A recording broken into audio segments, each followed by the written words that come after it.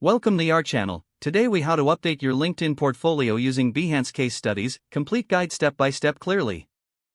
Begin by logging into your LinkedIn account. Navigate to your profile page. Scroll down to the featured section.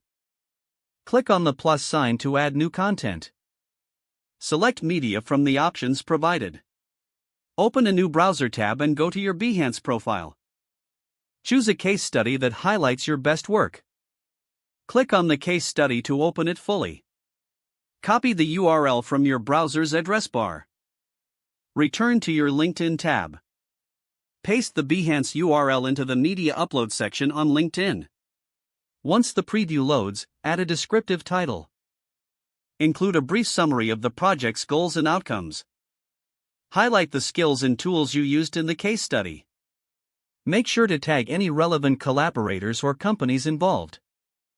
Adjust the visibility settings to control who can see your update. Click Save to finalize your addition to the LinkedIn portfolio. Repeat the process for any additional case studies you want to showcase. Review your portfolio to ensure everything looks polished. Consider rearranging the order of your featured items for better presentation. Remember to regularly update your portfolio with new work as your career progresses. If the page does not load, refresh the browser or try again in a private or incognito window. Make sure you are using the correct email address, then retype it carefully to avoid small typos.